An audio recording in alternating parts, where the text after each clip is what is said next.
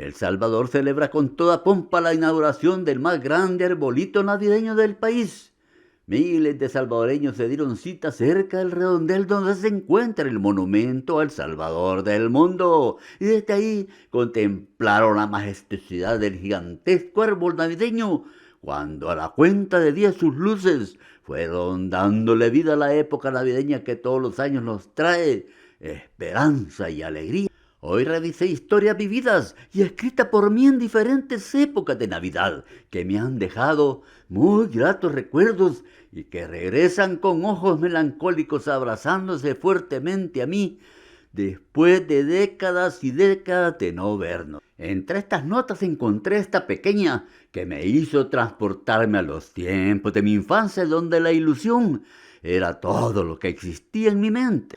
Es por eso que en estos tiempos en que ya se va sintiendo abrazadora la frisa navideña, mi mente regresa a mi niñez, esa inocente niñez vagando en tanta fantasía.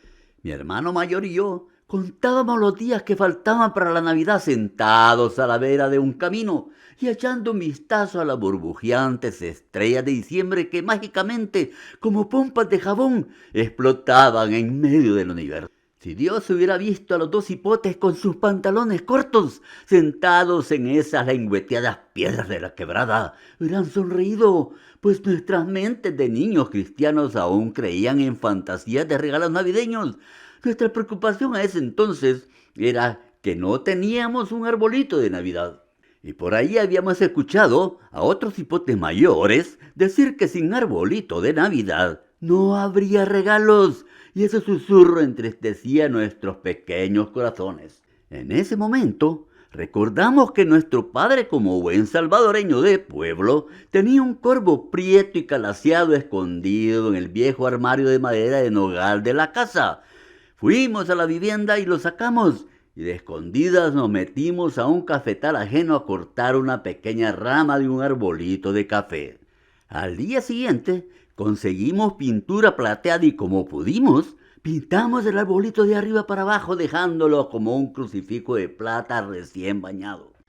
Con paciencia de santo nos sentamos en la grada de la casa esperando que la pintura plateada se secara y luego en una lata de leche seteco de 5 libras rellena de tierra sembramos el arbolito y lo colocamos cerca de la puerta trasera de la casa.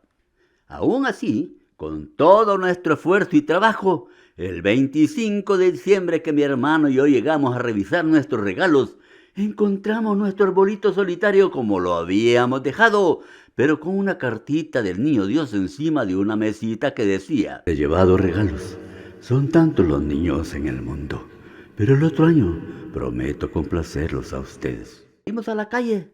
Los otros niños del barrio retozaban alegres con sus juguetes nuevos, pero nosotros estábamos orgullosos. Teníamos algo mucho más valioso que todos los juguetes del mundo: la carta de disculpas del Niño Dios.